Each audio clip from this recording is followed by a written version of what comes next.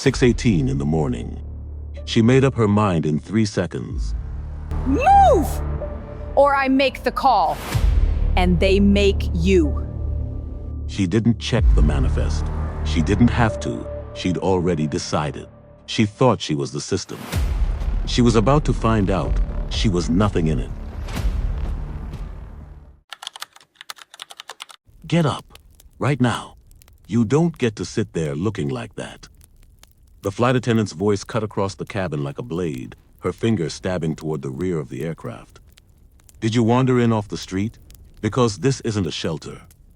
The man in the worn jacket didn't answer. He just looked at her, calm, unblinking. The way you'd look at weather, you'd already decided to walk through. That silence made her hands shake. She grabbed his canvas bag off the seat and hurled it down the aisle like it was trash. Someone forgot to take out. He still didn't move. He just watched her with those steady, tired eyes, and somehow that was worse for her than anything he could have said.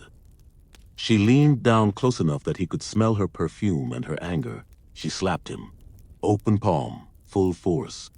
The crack of it bounced off the polished walls and hung in the recycled air. He turned his head slowly back to center, touched his jaw once, and said in a voice barely above the hum of the engines, "You just ended your own career." 9 minutes later, she was on her knees in that aisle, begging. Have you ever watched a person take a sledgehammer to their entire life in under 10 minutes and not even know they were holding it? Stay with me, because the reason she swung that hand has nothing to do with what you think and everything to do with a lesson she spent 12 years refusing to learn. Let me take you back to the beginning. It was 6:18 in the morning at Westfield Executive Airport, just outside Burbank, California.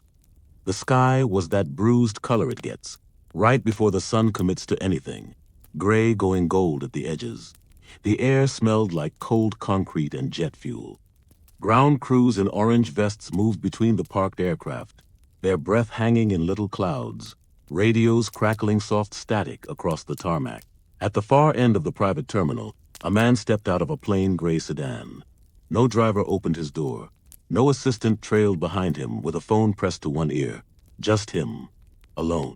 A canvas duffel over one shoulder and a paperback folded into his jacket pocket. His name was Keanu Reeves. Now you know that name. Half the planet knows that name. But here is the thing. Almost nobody understood about the man walking across that tarmac at dawn. He didn't carry himself like the name he never had. He wore a dark jacket, gone soft at the elbows, jeans with honest wear at the knees, and a pair of boots that had clearly walked through more than one hard year. There was gray in his beard. He hadn't bothered to fight. He looked, if you didn't look twice, like a man who'd slept somewhere he shouldn't have. That was the part the woman on that plane never bothered to check. He was 61 years old. He'd buried more people he loved than most men do in a lifetime, and he'd done it without turning hard, which is a kind of strength nobody hands you a trophy for. Over the past 9 years quietly, without a single press release, he had become co-owner of a film production house called Northgate Picture Company, a mid-sized studio that financed the kind of movies the big studios were too scared to touch. He didn't run it from a glass tower. He ran it from a folding chair on whatever set needed him, with coffee he poured himself. And here is the thing about Keanu that the woman on that plane couldn't have known. Because she never asked. He believed something most people with money spend their whole lives never thinking about even once. The way a stranger treats you when they're sure you have nothing tells you exactly who that stranger is. Not the polished version, the real one. He walked into the private terminal and gave a small nod to the woman behind the front desk. She smiled wide and waved him straight through. She'd checked him in a dozen times. She knew exactly who he was, and more than that, she knew how he tipped the ground crew, in cash, in folded handshakes, never once making it a show. Out on the apron, the aircraft waited.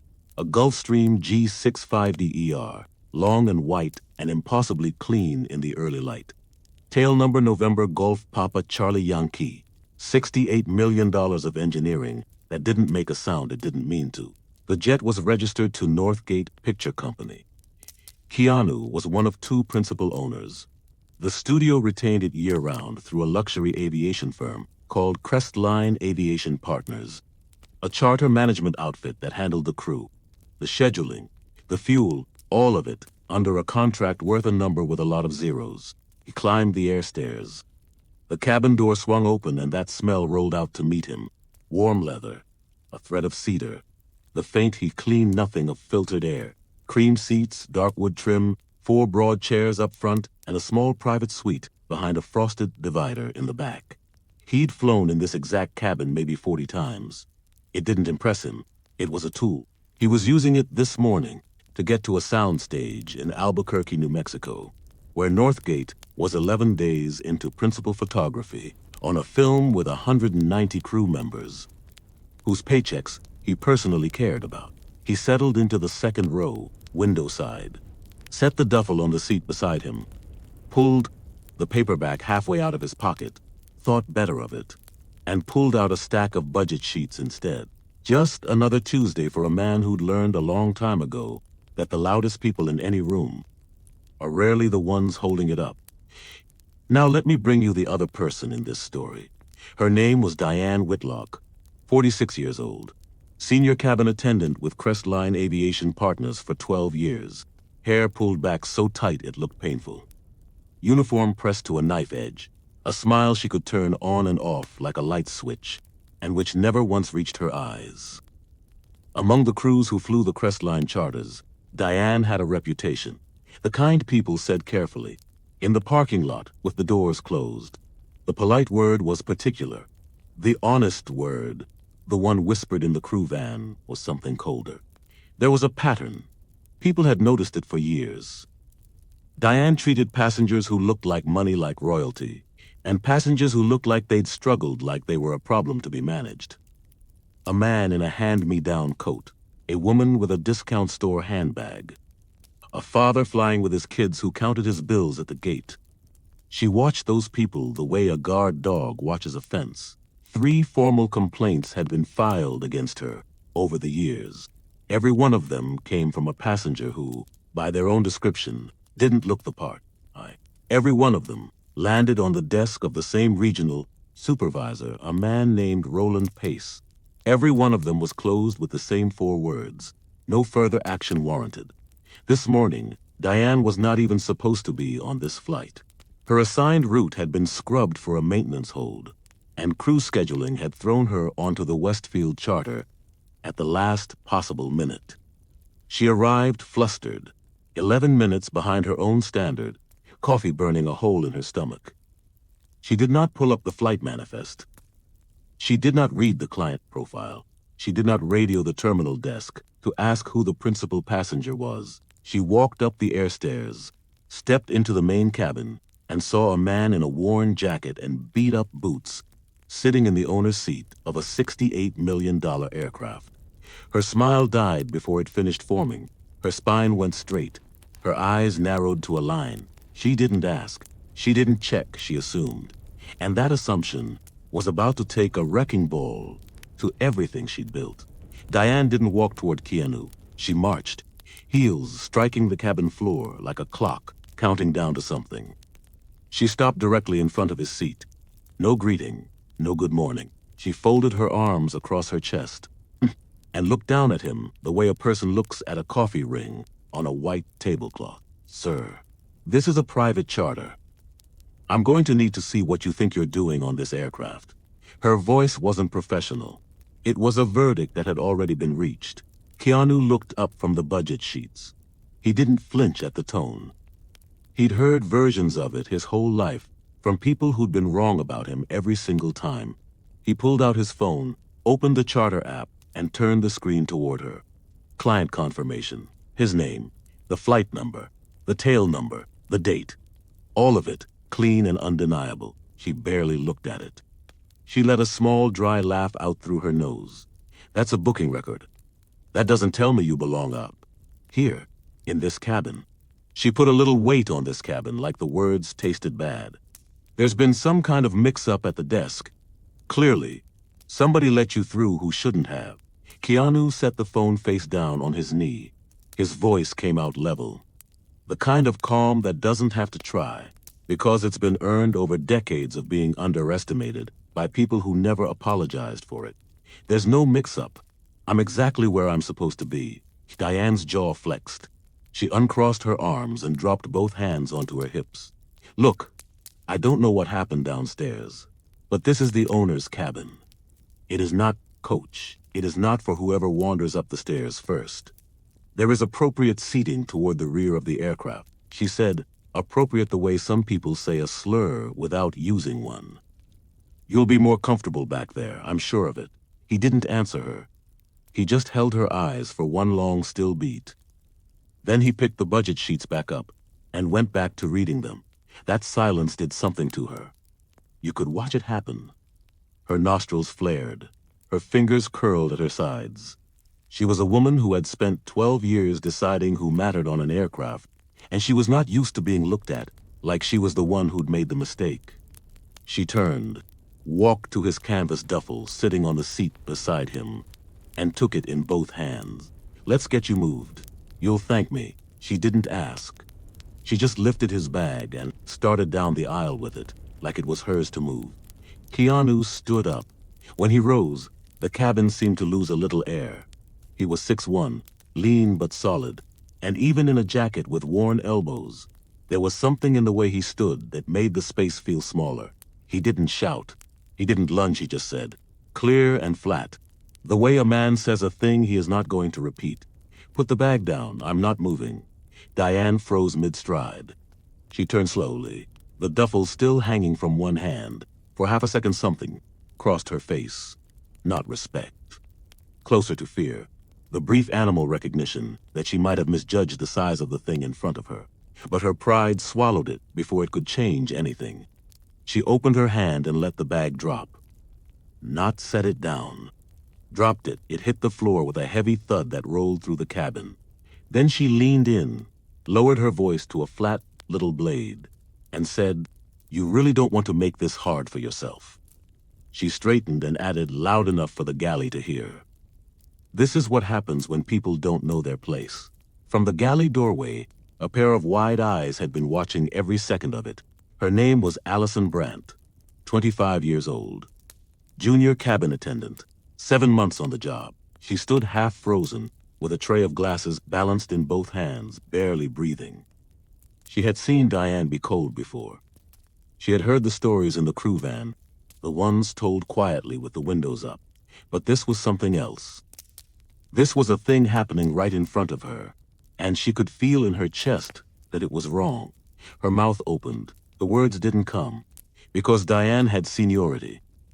Diane had Roland Pace, and everyone on the line knew what had happened to a junior named Marcus the year before, who had pushed back on Diane once, gently during a briefing, and who had been transferred to a freight rotation in a state nobody wanted within a month. Nobody could prove Diane did it.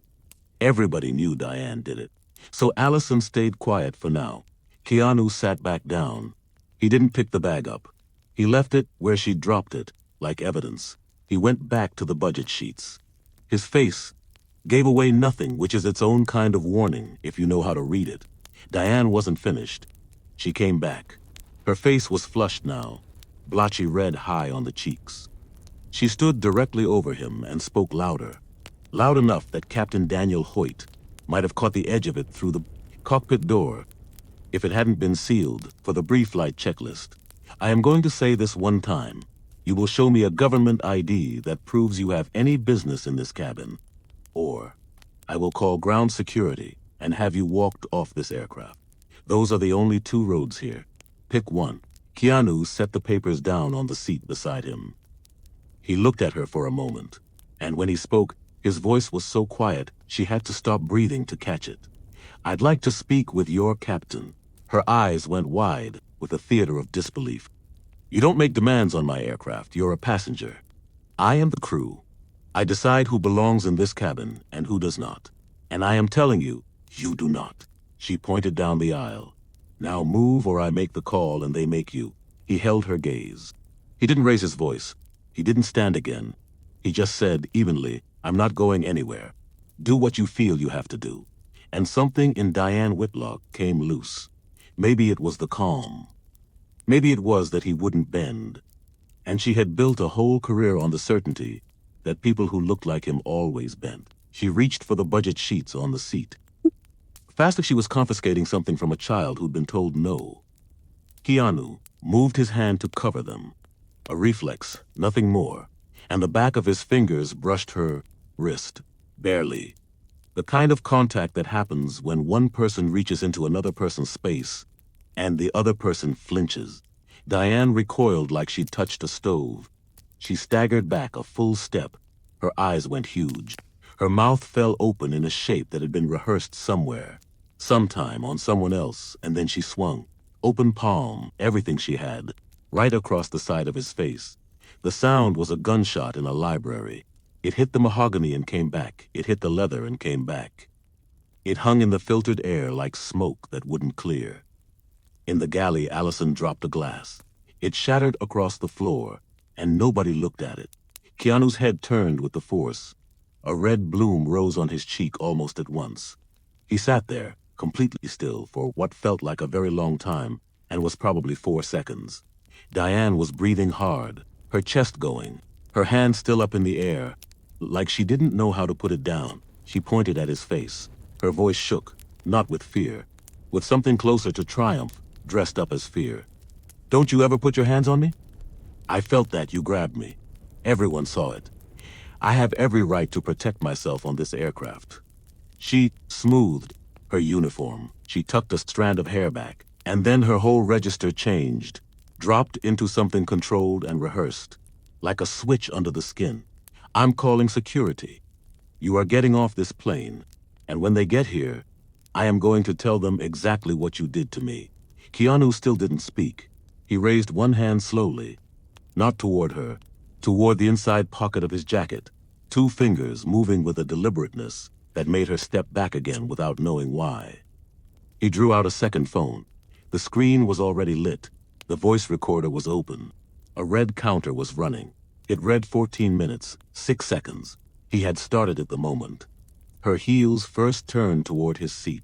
He set the phone face up on the armrest, the little microphone icon pulsing soft and steady, and he looked at her and said, in a voice so low, it sat just under the engines, "Everything you've said.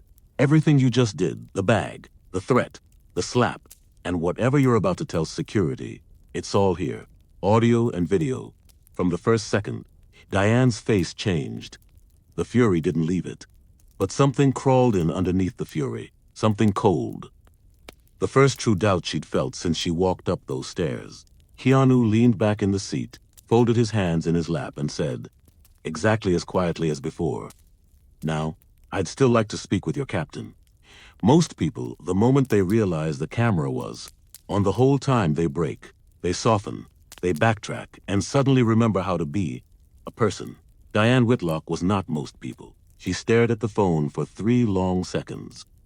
The counter kept climbing, 14, 15, 16. And then she did the thing that told you everything you would ever need to know about her. She smiled. Not a nervous smile, not an embarrassed one. A flat, hard, certain smile. The smile of a person who has been in tighter spots than this and walked out clean every time. Because the system had always handed her the benefit of the doubt. Record whatever you want.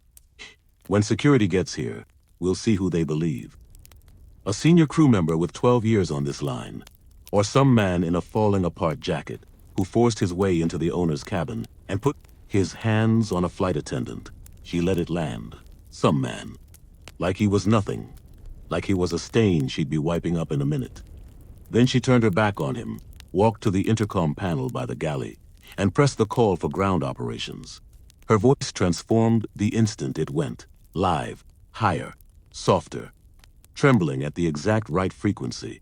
A performance with 12 years of practice behind it. Ground ops. This is Senior Attendant Whitlock on November Golf Papa, Charlie Yankee. I need security at the aircraft right away.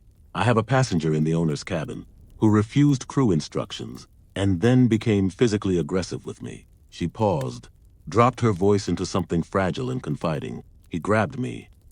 "I don't feel safe. Please hurry." She let go of the button. She took one slow breath And when she turned back to the cabin, her whole face had reset. Calm, professional, wounded. It was, you had to admit, a masterclass. It was also a lie with a red counter running 15 feet away. From the galley, Allison Brandt had watched all of it. Her hands were shaking, and not from the cold. She had seen Diane walk up without checking the manifest. She had seen Diane grab the bag. She had seen Diane reach for the man's papers. She had seen him pull his hand back. A flinch, nothing more. And she had seen Diane slap him across the face, hard enough to break a glass in another woman's hands. There had been no grab. There had been no assault. The only person who put a hand on anyone in that cabin was Diane Whitlock. And Allison Brandt knew it the way you know your own name. She also knew about Marcus, about the freight rotation, about what crossing Diane cost a person who'd been on the line 7 months. So she stood there, holding a dustpan full of broken glass, her conscience and her fear screaming at each other.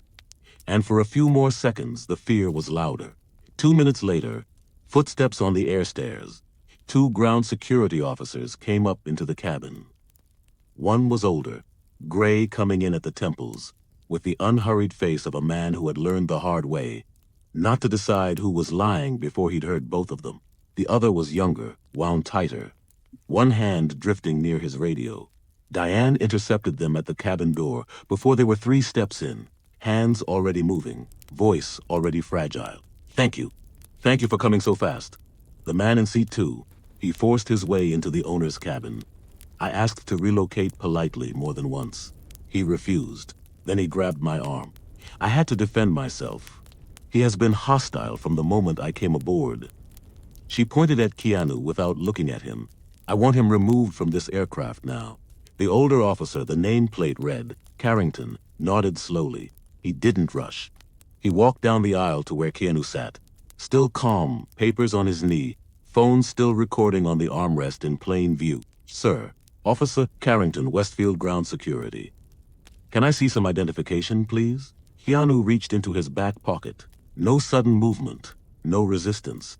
He drew out a worn leather wallet, opened it, and handed over his driver's license. Carrington took it, looked at the photo, looked at the man, looked at the name on the card.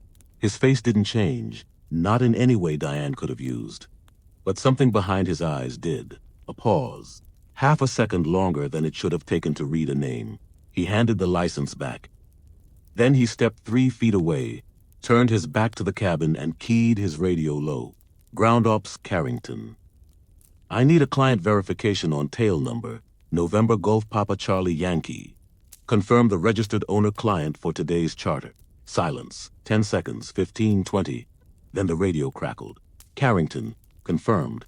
Tail November Golf Papa Charlie Yankee is registered to Northgate Picture Company. Today's sole charter client and one of 2 principal owners on file is the passenger. Name on the manifest, Keanu Reeves. He is the principal client.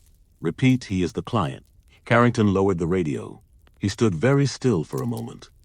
Then he turned, and he did not turn toward Keanu. He turned toward Diane. The look on his face was somewhere between disbelief and a quiet, controlled anger that was somehow worse than shouting. He walked past her without a word and came back to Keanu, and this time his voice had changed entirely. Lower, almost careful. Mr. Reeves, I apologize for the disruption to your morning. Is there anything you need from us right now?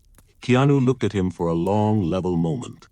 Then he said, I'd like her off my aircraft. 3 words, quiet as breath, heavy as a closed door. Carrington nodded once. The younger officer was already staring at Diane, his hand fallen away from his radio, his mouth slightly open.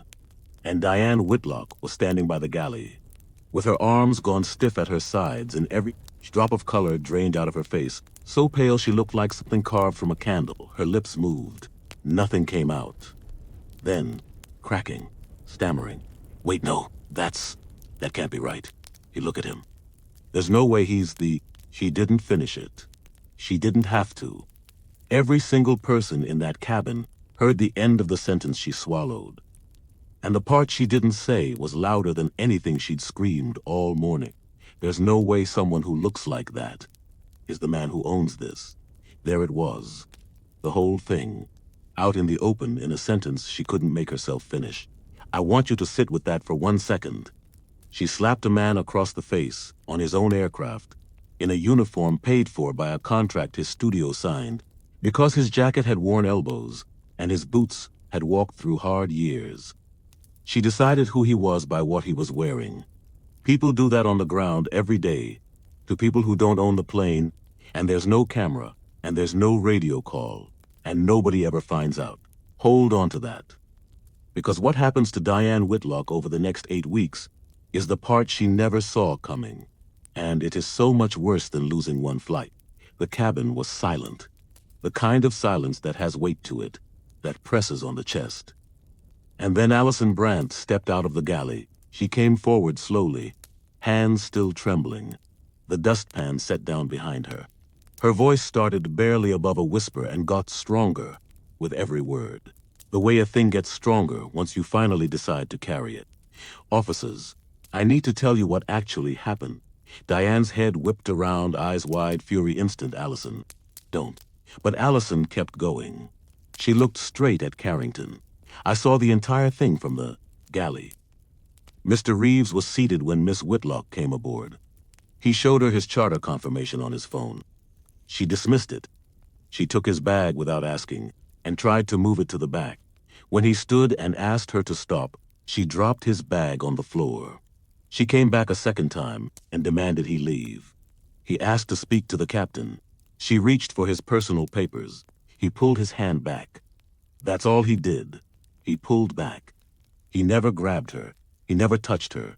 She slapped him across the face as hard as she could. And then she told him she was going to report him for assault.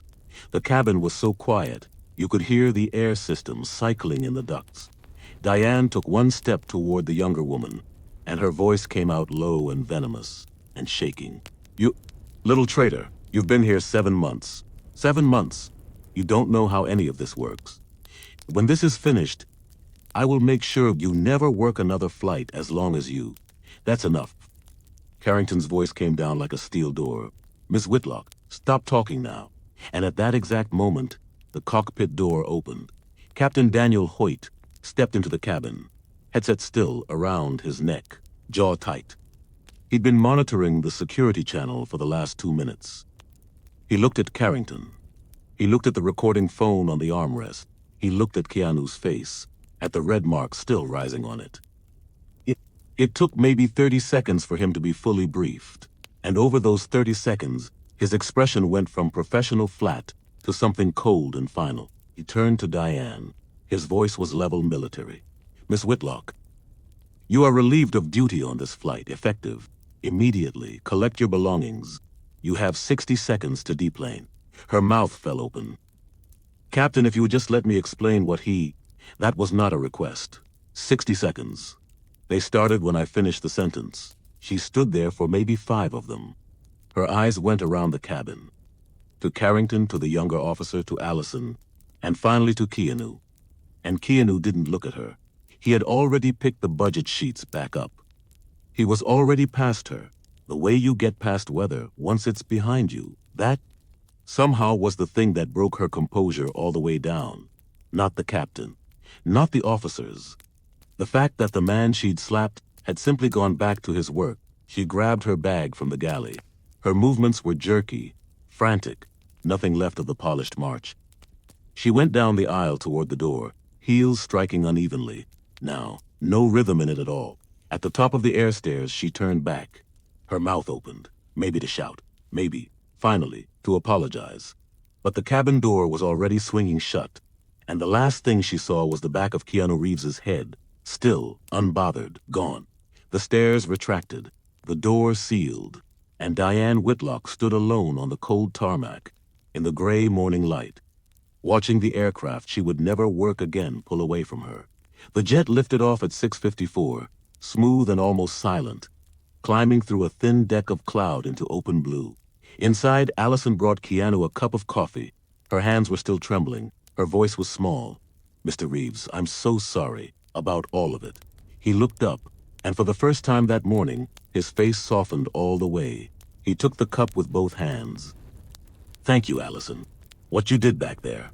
That took more than most people have. Her eyes filled. She nodded and went back to the galley before it could spill over. Keanu set the coffee down. Then he picked up his personal phone and called one name, Theodore Marsh, his attorney for 16 years. Marsh picked up on the second ring. It's early. What happened? I need you to move on something, now. His voice didn't have any heat in it. That was the frightening part. It was just precise like a man reading coordinates. He told Marsh everything. The bag, the slap, the staged radio call, the recording. Marsh was quiet for a long moment. I've watched you let things go for 16 years, Marsh said finally. Things most men would have buried someone over. You always walk away. He paused. Don't walk away from this one. I wasn't planning to. Marsh moved fast. Inside 30 minutes, while the aircraft was still in the air, he had a 4-part plan ready. First, a formal assault complaint, filed with the Westfield Airport Police, the full recording attached. Second, the recording delivered to Crestline Aviation Partners' legal department, with a demand letter and a 48-hour clock. Third, a demand for an internal investigation into Diane Whitlock's complete employment file, every prior complaint, every closure, every signature. Fourth, formal notice that Northgate Picture Company was placing its entire charter management contract under review. That contract was Crestline's single largest account. The next call was to Keanu's wife, an artist named Lenora Reeves, 58, the kind of person who could fill a room or empty one, depending on what the room had done. When he finished telling her, the line went silent for 6 seconds. Then she spoke, and her voice was ice wrapped in something soft. She put her hands on you, on your aircraft, and then she lied about it to make herself the victim. Yes, Keanu, I love you and I know you. You're already deciding how to make this small so it goes away quietly. She cut clean through the thing he hadn't said out loud yet. How many people has she done this to? Who didn't have a recording running? Who didn't own the plane? Who got told no further action warranted and had to go home and just carry it? You can make sure she never does it to one of them again. So do that. He closed his eyes. He took a breath, called Patricia Vance. Patricia Vance was an investigative reporter who had spent 15 years documenting how big service companies quietly sort the people they serve by what those people look like and bury the complaints when they get caught. Her stories didn't just go viral. They rewrote policy. Within the hour, Marsh sent her the recording with Keanu's written consent. The dominoes were already falling, and the woman who'd pushed the first one was sitting in her car in an airport lot, refreshing her phone, not yet understanding that she had pushed it. Meanwhile, a man named Gregory Sloan was about to have the worst morning of his career. Sloan was the chief executive of Crestline Aviation Partners. 22 years building a company on 2 words, luxury and discretion. He was at his desk when Marsh's letter landed in his inbox. He opened the attachment. He pressed play.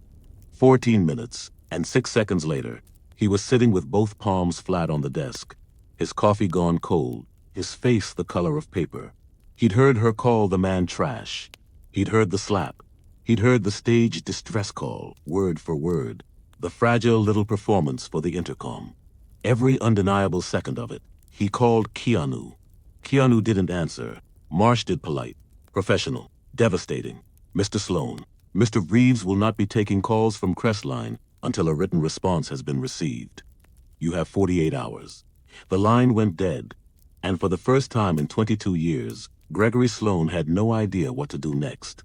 24 hours. That was all it took for Diane Whitlock's world to come down. Crestline's legal team reviewed the recording 3 times. 3 different attorneys. 3 identical conclusions. Undeniable misconduct. Assault.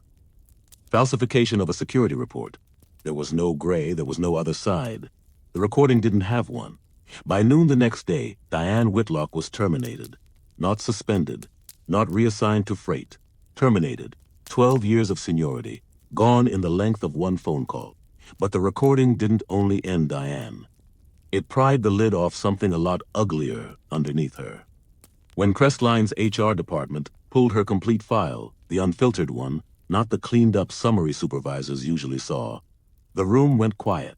3 prior complaints, every one of them from a passenger who described themselves the same way, looking like they didn't have money. The first 18 months back, from a retired schoolteacher who said Diane spoke to him the entire flight in a tone he could only describe as managing a problem. No action.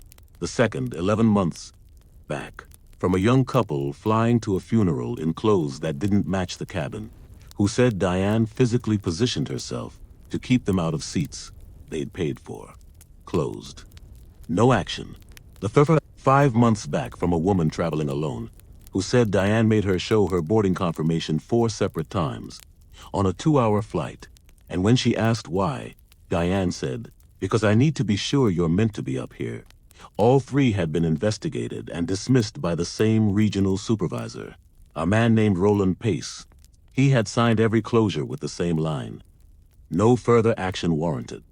Roland Pace was placed on administrative leave the same afternoon Diane was fired. He would not be coming back to that desk. Diane didn't go quietly. She had a lawyer within hours, and she came back swinging with a wrongful termination claim. Her argument: Keanu Reeves provoked her. She felt threatened by his refusal to comply. The slap was self-defense. Her attorney put out a short statement, calling the firing premature and retaliatory. Nobody bought a word of it. The recording existed. The recording didn't blink. Now Gregory Sloan had a bigger problem than Diane. Keanu, through Marsh, had rejected Crestline's first settlement offer before the ink dried. Sloan had offered everything he could think of: a formal written apology from the company, lifetime complimentary charter service, a $600,000 settlement for the incident and the reputational harm. $600,000 with a handwritten note from Sloan himself. Marsh's response was 2 sentences. "Mr. Reeves has no interest in Crestline's money. His dignity was never the thing that was for sale." Instead, Keanu demanded 3 things. First, a public acknowledgement from Crestline that a failure in its complaint process had allowed a pattern of bias to run unchecked for years. Second, a full independent audit of Crestline's HR and complaint handling, conducted by an outside civil rights organization with no financial tie to the company, not Crestline's lawyers, not Crestline's consultants. Third, mandatory anti-bias training for every Crestline employee, crew, ground staff, management, and executives included, designed and delivered by that outside organization, paid for entirely by Crestline. Sloan agreed to all 3 within 48 hours. He didn't negotiate. He couldn't, because the 4th blow was already in the air. Despite every concession, Keanu followed through. Northgate Picture Company formally terminated its charter management contract with Crestline Aviation Partners, the studio's largest single aviation account, gone. Marsh's termination letter was 1 page.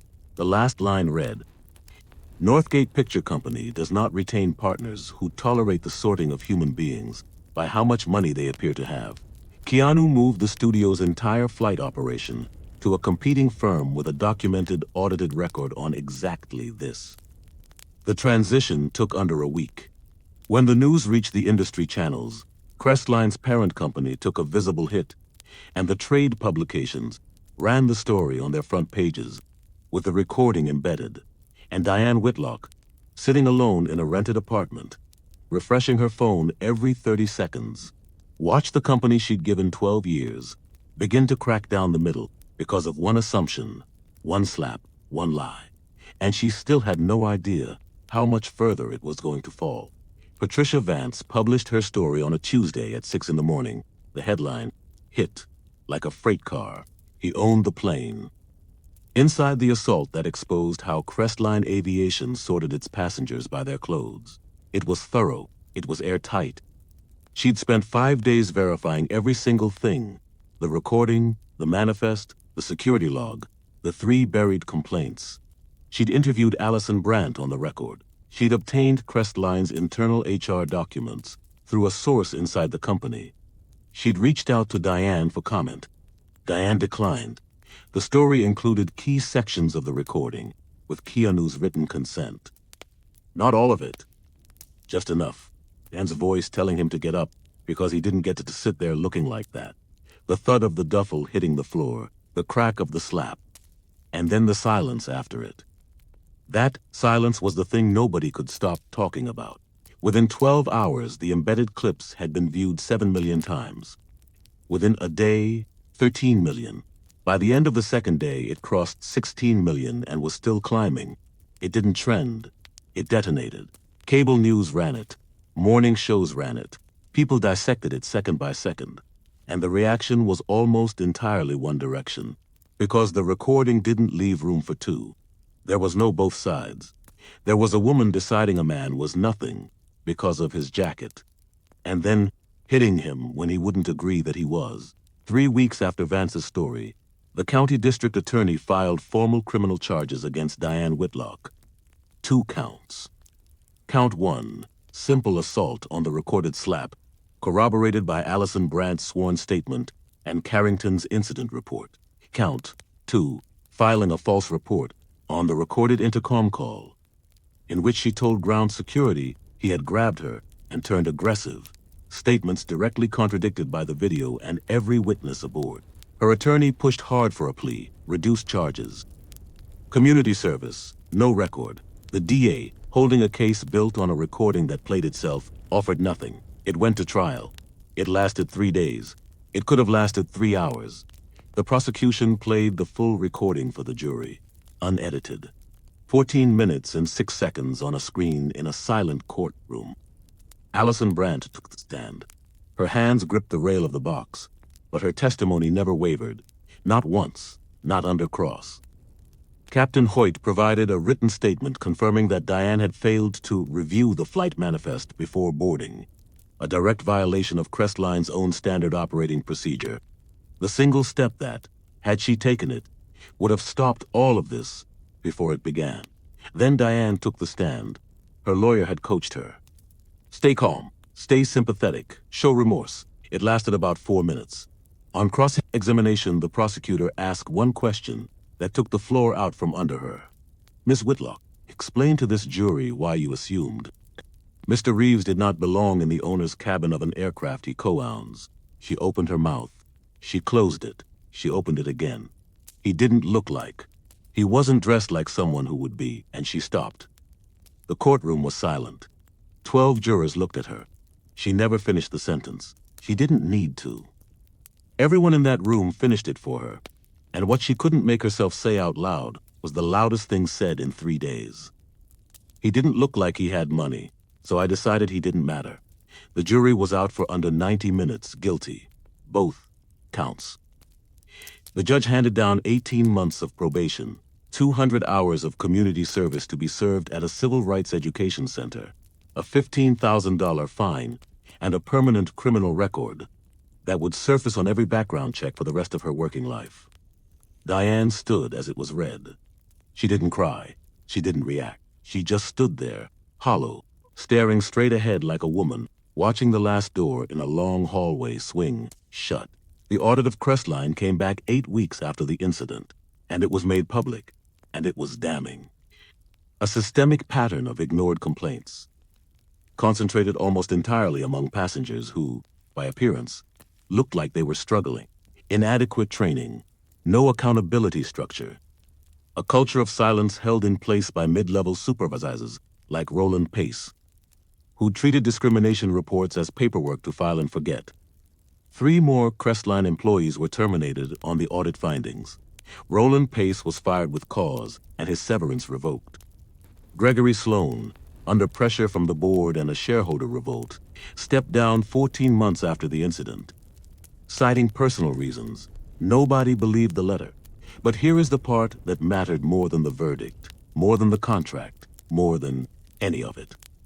Keanu Reeves, a man who had spent his whole life ducking the spotlight, walked into it once, on purpose, on his own terms.